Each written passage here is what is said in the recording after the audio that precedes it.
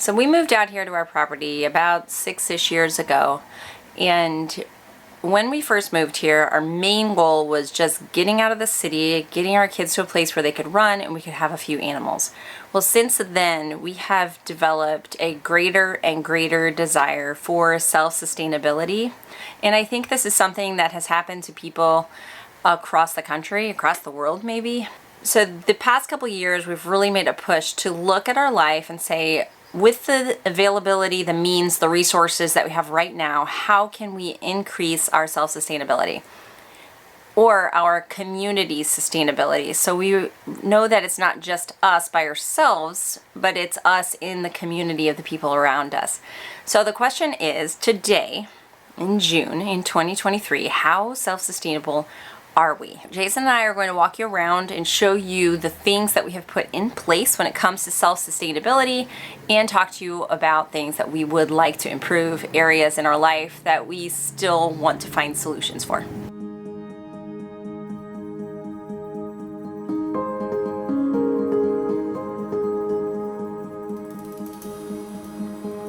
So if you're new to our channel and just tuning in, to give you some context, we are a family of 12. Our oldest is 16 down to 4 months old, and we live on just under 16 acres here in southern-ish Missouri. We actually live in a really small house, and a lot of our acreage is woods on a hill that's pretty much unusable. So there's only a few acres here that we're actually using when it comes to raising food and animals. Because we live in such a small house, we've had to get creative about our food storage setup. So I'm going to take you inside one of our outbuildings and show you what we've developed. This building is actually the spot that our well is housed. So we have an above ground well system, and when we first moved here, it was housed in a very small building because it has to be kept from freezing in the winter. So there was a little heater in it to make sure that when the temperatures dropped below freezing, the well wouldn't freeze. We looked at this little building as a possibility for food storage, and so we expanded the building into something larger.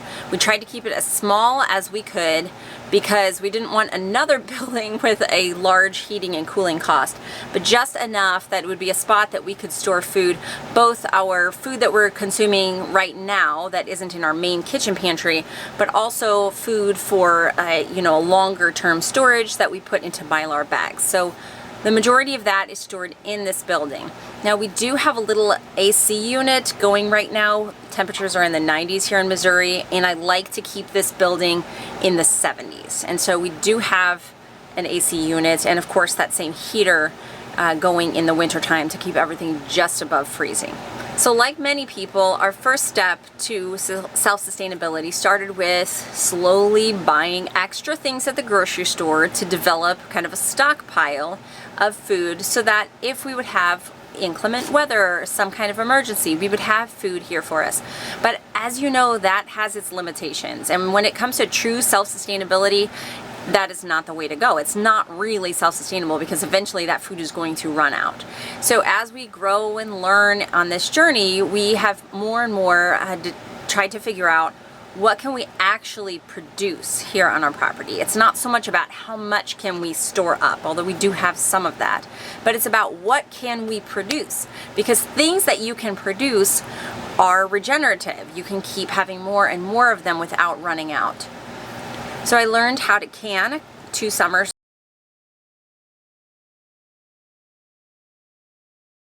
Garden. Also, you can can things like meat and broths and beans. So all of those are an option as well. You have your jars, which you can reuse, and you have the things to put in them coming straight off of your farm so that you can continue producing food for your family. So for us, we have 10 people totally dependent on my husband and I, and so food is a big one. It's very important to us. We finally have enough chickens that we can save excess so that in the winter months when they slow down, we still have eggs to feed our family. So we have started water glassing. A year ago was our first experience with that. We ate all of those eggs that we water glassed, and now we are doing a fresh batch while our chickens are laying plentifully. You don't have to use glass gallon containers to water glass eggs. You can put them in anything that's food safe. So we also have eggs stored in these buckets that I get from the bakery department at our local Walmart. They come in this smaller size and also in a 5-gallon size. All you need to water glass eggs is your clean eggs. These cannot be eggs you get from the grocery store. These have to be clean eggs straight from the chicken, not washed, not dirty. So keeping really clean nesting boxes is helpful because you are going to be able to gather more eggs that don't have poop on them. And then you just need pickling lime. I get this from Amazon. You can get it from many different places, and it's 1 ounce of lime to 1 quart of water. You just mix it up and pour that over your eggs. It will settle, as you can see back here, but that doesn't matter. When it comes to chickens, we now have a system set up to where we're no longer dependent on the hatcheries to keep producing chickens, both meat chickens and layers. And I will talk to you about that in a little bit.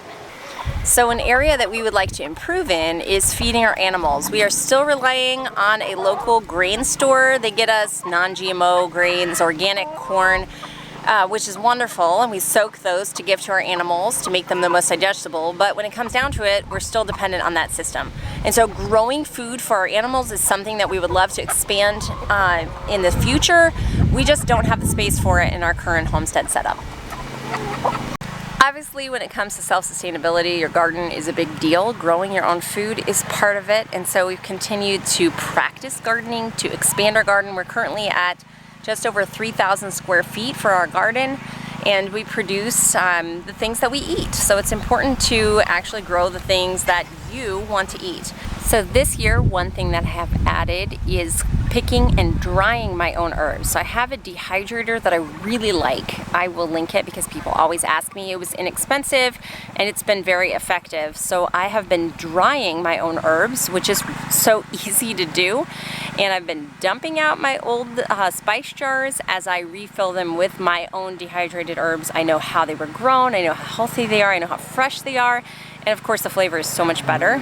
It is so inexpensive and so easy to do. So this is my dehydrator. I've actually been running it outside because, like I said, we've had temperatures in the 90s, and of course a dehydrator produces heat because it's an appliance. I don't want extra heat in the house. With this dehydrator, not only can you dehydrate, fruits to make your own dried fruits, we make like fruit leather from applesauce, things like that. We've dehydrated meat to make jerky and the dried herbs that I told you about. We also are making our own teas, which is wonderful because when you make any herbs or teas yourself with your own things that you pick directly out of the garden, they go straight into a dehydrator and then they're available for you. You're getting peak nutrition and flavor because it's all done so quickly. Of course, having a greenhouse extends your growing season. My husband built me this greenhouse earlier this year, and so now we will be able to grow things even longer. I'm looking forward to salads in the middle of winter. So when it comes to gardening, obviously seed saving is super important if you really want to be self-sufficient. Last year at the Homestead Expo, I went to a seed saving course, class, lecture, talk. It was actually kind of discouraging. The person really made me feel like I couldn't do it, which was kind of disappointing. Because of cross-pollination and certain things that you need to do to ensure your seeds' consistency. But after I thought about it and I walked away from it, I thought, you know what? If my goal is feeding my family, then I'm just going to give it a try and I'm just going to do it. Even if my seeds don't come out perfectly or if I'm, doing things wrong, I guess I'll learn as I go and I'm just going to try. So one thing that I did take away from it is that it's important to store your seeds in a cool environment. That's something that I've been doing wrong in the past. I just kind of stuck them, anywhere that I had storage, even though the temperatures might fluctuate wildly to very hot to very cold. So this past year, I stored all my seeds in that food storage building that I showed you, where the temperature stays pretty consistent and then gets pretty cold over the winter. So because we were still dependent on hatcheries to some extent, a while back we sat down together, Bella and Jason and I, and we said, what would it take for both meat birds and layers to be completely self-sufficient? We don't really want to be dependent on hatcheries. I know prices have gone up since COVID. And availability. Sometimes they're just not available. And we also prefer that ours aren't vaccinated and they aren't medicated, which they are from the time they're hatching. They're pumped with stuff, so they're safe, essentially. So we really wanted to just make sure we have full control of our layers and our meat, and somebody else doesn't have that over us, because that's very big. So we've come up with a plan that in spring we will either, or both, incubate 2 batches depending on when they start laying. We have a big incubator, so we'll do 2 batches, and or we have mother chickens that also hatch in the spring, and you don't even have to incubate as long as you have those that hatch. Yeah. So, and our chicken goal for eating has been 100 chickens a year, which is about 2 chickens a week. And I think as our kids grow older, that number will go up. But currently, we're eating about 2 chickens a week. Yeah. So the two batches, depending on how many hatch, and we might do more. You're gonna keep, like, we like to keep an average of about 60 in our laying flock. That includes breeding roosters too, and that's not counting chicks. I don't count chicks. So the plan is hatch chicks in the spring. Those chicks start laying in the fall. Then the following spring, you hatch another batch of chicks, and the following fall, you're butchering that first batch, and the second batch of chicks is now laying. It's very strategic for us that those layers that we would hatch in the spring, because we want them to begin laying as we're going into the colder months. They'll lay all the way through winter into spring, and then next time it comes around fall, we'll butcher them. They'll be 1 year old, and they'll just start to be molting. If you catch them on time, it'll actually be easier for plucking. You don't have to feed them over winter. Get maximum egg production, because after 2 to 3 years, your chickens will drastically cut their egg production in half. And also, it eliminates disease and other issues because of having older hens. One thing that we do, though, is we do hold on to very good mothers that we've had hatch. It's worth having like 5 chickens that are just older, because they're very good mothers and they consistently hatch. So, of course, your chickens that you're butchering are not going to be quite as plump as if you're purchasing a meat breed like the what's their name? Cornish cross. Cornish cross, which we have butchered in the past. They're not going to be quite as plump as that. But by having Cornish cross hens, you're never going to be able to be fully self-sustainable, because they can't lay eggs. They can't reproduce. So if you're wanting to be self-sustainable in raising animals, obviously you need to be able to have animals that reproduce. So we have breeding pairs for rabbits and pigs, chickens, turkeys. The only thing right now that we don't have is a bull. We currently don't have a bull, but that is in our future. And so we are currently relying on the neighbor to AI our dairy cow. Jason's been working on a project here, but I'm going to pull him away to share some of the ways that we have become self-sustainable. So one thing that we did this past year was to create a walk-in refrigerator. Yeah, so it was kind of a long time coming. You know, we started gathering some parts, and a lot of people helped us to pour the concrete and. Yes.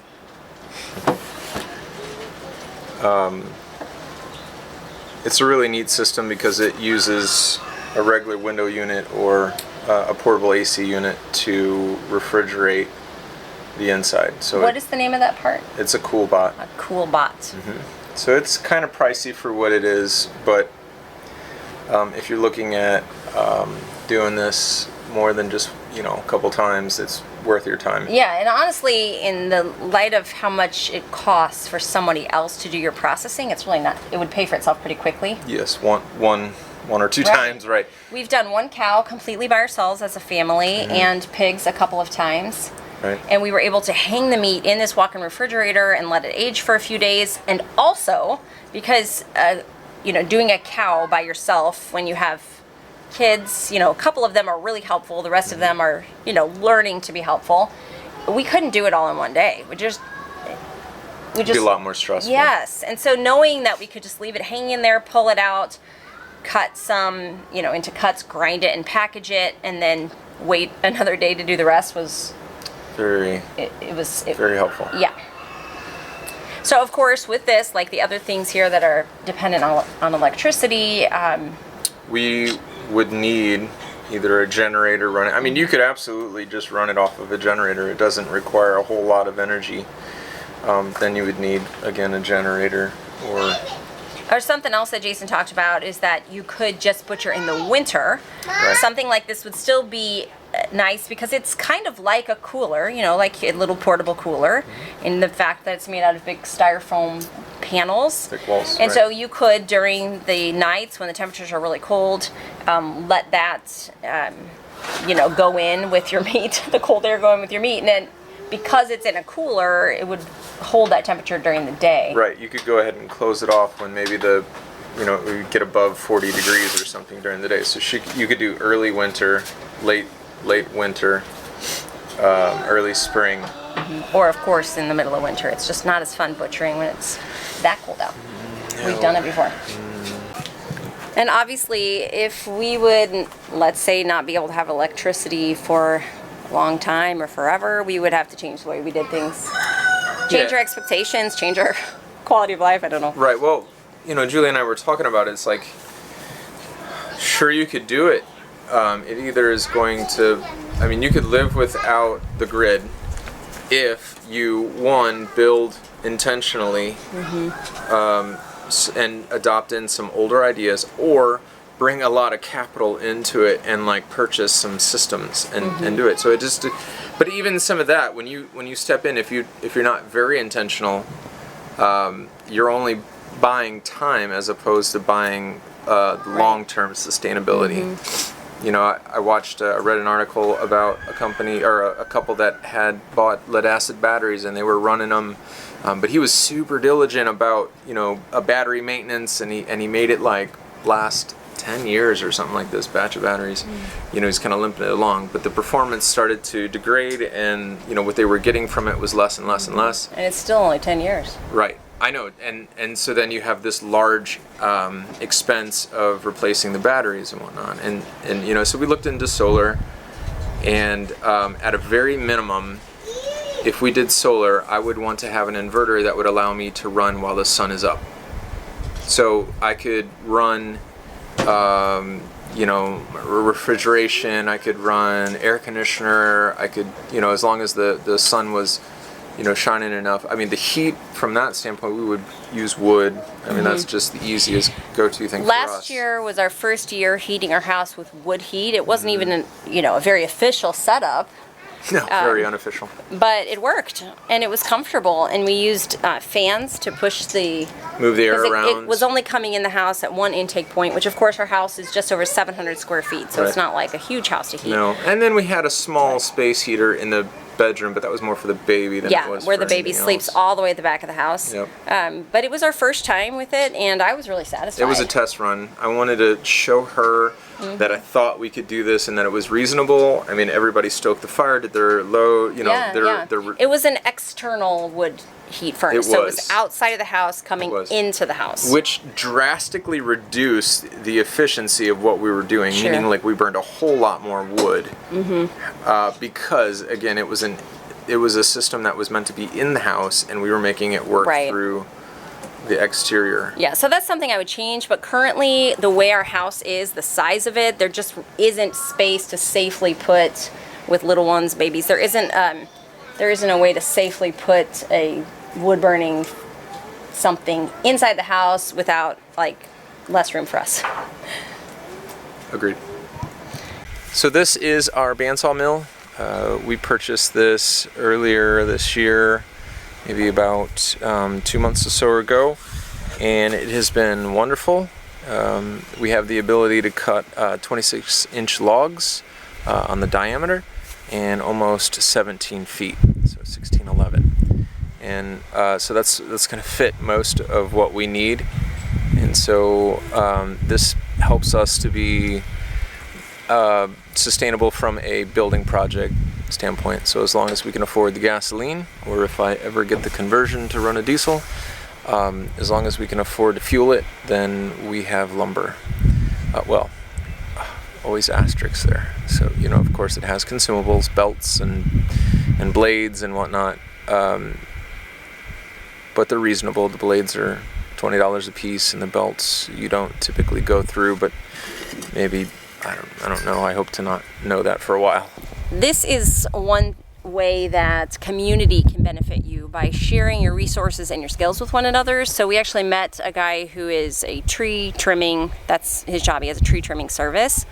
And through, the course of chatting with him, he had a bunch of logs because he cuts trees down. Am I right about this, Jason? Yes. So he trims trees, and he cuts trees. So he had more trees than he needed, and he wanted some lumber for building at his house. So they Right. did some trades. Right. And So we sawed up 7 logs for him of pine in various dimensions, and that was kind of like a day, if you will. I think we spent about 7 hours or so doing that. We got him loaded up and down the road, and got 3 more logs for him to do for him yet. Right. And he's been giving us logs for us to just have. Right. And- Well, he will.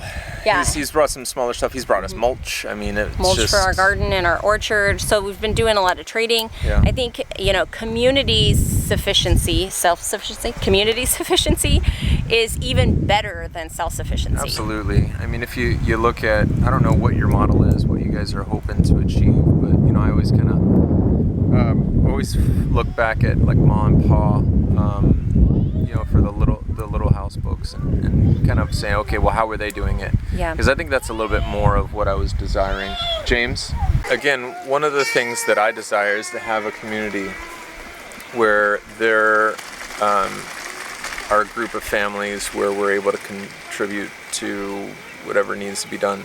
It's a lot more fun to help other people in their projects than it is necessarily to work on my own, especially when it doesn't get completed and I can go home.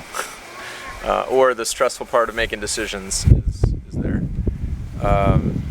I do enjoy the community that we have for, just like we said, a friend comes over, he helps us. I mean, Joe is here constantly. So, I feel like our place is his place in the sense that if he ever needed anything, we would be here for him, and he has extended the same invitation to us. So fruit trees and beehives are something that we have put in place, but we haven't gotten the fruit of our labor yet. Our fruit trees are still too young, as are our beehives. So basically, when you're starting out with bees, you can either increase your bees or harvest your honey. And so we've chosen to let our hives grow in the bee population so that we can split those and have more hives and wait another year to gather honey from them. So this is our waste motor oil centrifuge, and so it was a kit that I bought from PA Biodiesel. There's a gentleman out there who was extremely helpful in setting us up. It was a kit. I could have sourced all these parts and been able to put it together myself, but ultimately he's got a turnkey kit that I was able to use, and it comes with a heater. You supply the barrel, you insulate it, and you supply the oil. And so we have some friends that give us some motor oil, but otherwise we collect or pick up from other places. One of the places that we got it from was a CNC machine. They used water jet cutter. I'm not quite sure what the right word is, but ultimately it came out and used hydraulics for all the cutting devices, and they need to change that out somewhat regularly, and that would be about 75 gallons of hydraulic fluid, which is amazingly ideal for running in diesels. And so there's lots of different things to be concerned with when it comes to running waste motor oil in your diesel. First of all, you need to make sure that you find what the rules are for your local municipalities. And so the way it works here is that you have to keep track of how many gallons you use, and then ultimately you're supposed to pay the taxes for what that fuel would be, just as if you would have went to the pump. So anyway, there are lots of caveats to doing this sort of thing. It's not something you can just jump in and say, okay, today I'm going to do this, unless you just so happen to have the just right everything to be able to do that. So we have a diesel tractor that is a mechanical injection pump. Some of the people are going to be like, I don't know what you're saying, and that's fine too. I'm just giving you some information for those people that might want to know. So there is vehicles out there even till today that are available, that have a mechanical injection pump. So if you're, for instance, I'm a little bit more drawn to the Ford diesels. They have some older indirect injections. So basically any Ford truck diesel that was before 94, I believe there was a mid-year split there, so 93 would have been just fine. And older, those would be engines that would be considered IDI, or indirect injections. And those diesels can pretty much use any fuel you want. Again, what this does, the centrifuge, is once it's heated up to temperature, about 150, 160, we spin it around. The pump itself pressurizes it, and it spins around, and all the things that are not oil go to the outside wall here, and then is basically in there and captured. So things that would be like antifreeze or metals or rubbers or whatever would be in your oil, and would make it dirty. And so there's a very specific way to go about doing that. Don't use this video as a guide on how to. Plenty of people out there. I'm trying to remember of what the gentleman that's so very helpful. If I find the link, I'll put it back down in the description. If I remember who he is, I know I will. I'll find it, so it'll be there. So another thing that is really important if you are wanting to grow in self-sufficiency is to learn skills. And there are so many resources. I was just talking to my dad about this week, how the internet, YouTube, just the amazing resources keep increasing and increasing, and he was comparing it to when he was a young person and wanting to learn different things, that it was just hard to find. You had to find a specific book or find a person who knew that Billy skill. Joe Starr? Yeah. Is that right? Yep, that was his guitar teacher. But now there's really no excuse when it comes to learning skills. There are resources for everybody, and so that's something that Jason and I both hold dearly, is learning things. I can't tell you how many things I have learned over the last couple of years, and same for him. Many times I have said, this is something I want to do and I want to learn, and so I see somebody that's able to do that, I want to go give them my time. And so it's like I work for them for free to learn how to. So like right now I want to do retaining walls. I don't get them. I don't understand them. I'm sure they're simple. I could watch some YouTube videos, but I have a friend who does landscape work that I'm sure he would take my free help one day and be able to do that. I would always prefer a person over a YouTube video. Right. Of course. You can ask questions. Yeah. That are apparent, But there's really no excuse. If you don't have a person, go find another way. Right. I met a woman, a while ago, the Powers, and she has a lot of skills, even when it comes to food preservation and things. And so I try to soak up information from her whenever I'm around her. Other times, when it came to butchering the first cow, like we talked about, we hired a retired butcher to come walk us through the very first cow that we did. So we've done one by ourselves, but the one before that we hired him, and he came and walked us through every step of the process, and we invited some friends along to see, so that even more people could learn from him. Right. And then Jason went over on the second part of the day and learned cuts and packaged the meat. And so we were able to pay him for his time, and he was able to give us an invaluable resource of skills from somebody who had done it for decades. Right. Yes. And the thing that, like many of the things that we say, it was a lot easier than we thought it was going to be. And then maybe that's because we have some experience in other areas. But, we sit there and we look at what's the worst case scenario. Worst case scenario, we have ground meat. That's right. Okay. And it eats just fine. Yeah. It will fill the hole. It will do exactly what the other stuff would do. But then, you try to just improve in one area, and you just... I think some people can get hung up on wanting to do things the right way, and they can get so stuck on that they don't actually do it. And something that Jason has always quoted is that if something's worth doing, it's worth doing poorly. That's from my boss. So just get out there and do it. The first animals we butchered, we just did ground for all of it. Yep. Was that the pigs? Yes. I mean, we just ground it all, because it's better just to start doing something than to wait until you feel like you have it perfectly. Right. Now we have a smoker, and we're smoking, we're making our own bacon, and we keep learning new skills, but just do something. Right. So there's one thing that we have always been a little bit self-sufficient in, and that has been when it comes to medicine, first aid. I know that seems a little strange because it's not necessarily where people start, but for some reason Jason and I have always been more self-sufficient when it comes to this area. There's been a few situations where we have had to go in, and we're very grateful for doctors in those situations, but for the most part we do not go to the doctor. In fact, in our 17 years of parenting with 10 children, we have never had to take a child into a doctor because of illness. And I really think that once you get going on that doctor track, it can be hard to get off of it because one thing leads to another, and we've been really blessed to be able to just kind of stay off of that and treat everything naturally on our own. So our only doctor that we have is a chiropractor who we see once a month for wellness, but other than that, everything has been just on our own. So one thing that you can do is grow in your knowledge of using food and herbs for medicine. So I've actually, I would recommend going to the Homesteading Family's website. They have podcasts and videos, and they're just super informative and helpful, and I've learned a lot from them. I also have a stack of books, which is continuing to grow, that I will show you, just reference books, and I would love if there's a book that you really feel like is important to have in your library. If you could share that in the comments, I would really appreciate it because I want to continue to grow my collection.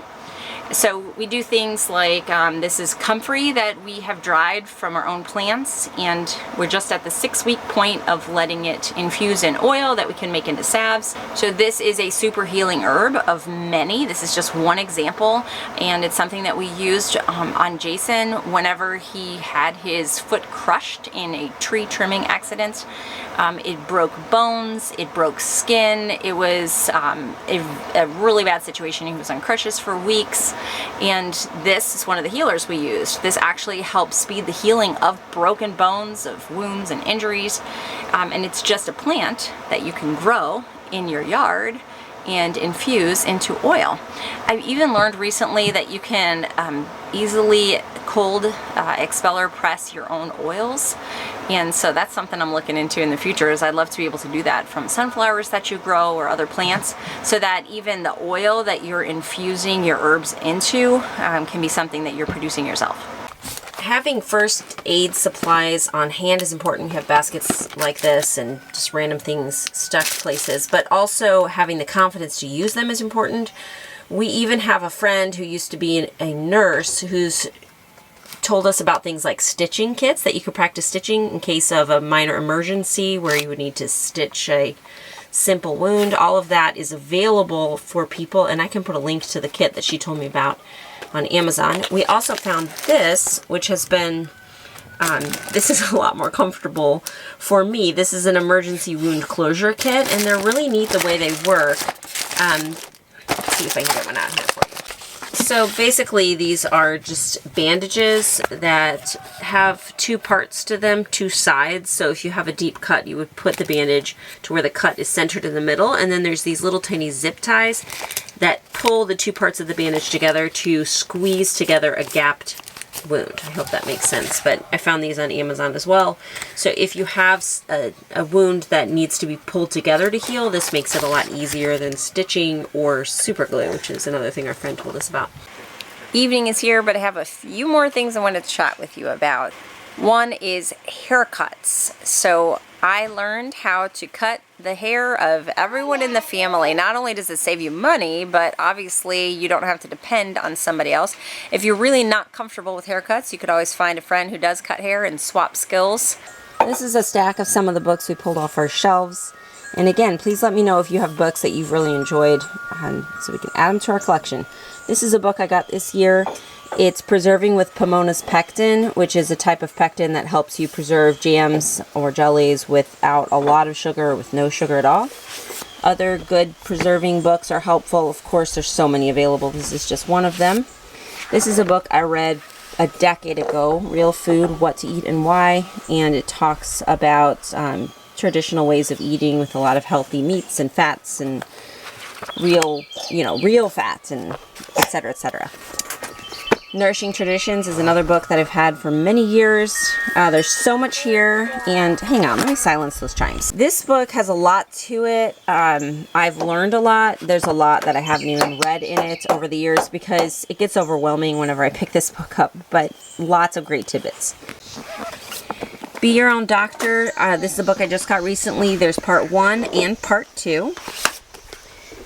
This book is by Amy Fuel. It's the Homesteader's Herbal Companion. It just has some basic recipes for different things with herbs, both medicinally and cosmetics.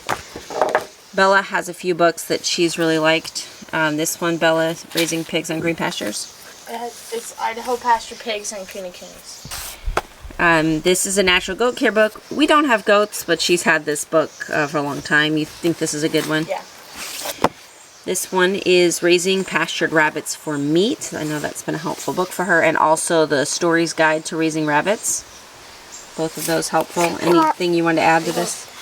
This one's for specifically for meat, and this one also includes show and just pets. This is A Chicken in Every Yard. For beginners. For beginners, okay. Keeping a Family Cow has been a really important book for us. Lots of great information if you have a dairy cow. We recommend this one. This is Grass-Fed Cattle, if you're interested in more of the cattle side of things. Natural, organic side. And then this is an overall great to have on your shelves book. It's the Encyclopedia of Country Living. Our friend who's been like a homesteading mentor to us gave us this book. And it has in it just about everything you could want to know about everything. Poultry and animals, food preservation, gardening, butchering, growing, medicine. She even talks about, birth and death and burial and just, like everything that an old timer would share. She's just crammed it in here. It's amazing. So that's our little collection. It's really important that you learn how to cook from scratch if you're talking about self-sustainability because, when you are trying to become more independent, you can't be dependent on the grocery stores. And so think about the things that you currently eat and ask yourself, what of this could I make myself? So we now make the majority of things ourselves, everything from breads to pastas, to our own jams. If anything, we use the ingredients from the store to make whatever it is. Right, and we're slowly weaning from that onto our things that we produce ourselves. But I have a friend who lives in town. Their heart is to live out on a homestead, have acreage to produce things, and right now they can't. They have to live in town. But she did not let that stop her. She took it upon herself to start learning any skills that she can. So even if she's buying in produce from somebody else, to learn how to can, to learn how to cook more herself, make broths, whatever it is, start a garden, even if it's small in the backyard, she's learning the skills. And that is a way to become more self-sustainable because then when you do get an opportunity to have a homestead, you already have those skills built up. And the other thing, maybe it's not everybody's place to be completely self-sustainable, but if you take if you have one less thing that you have to rely on somebody else for, it gives you some kind of control or power over it. Self-sustainability may not be the ultimate goal, but the more you know, the more power you have, and the less helpless you can be.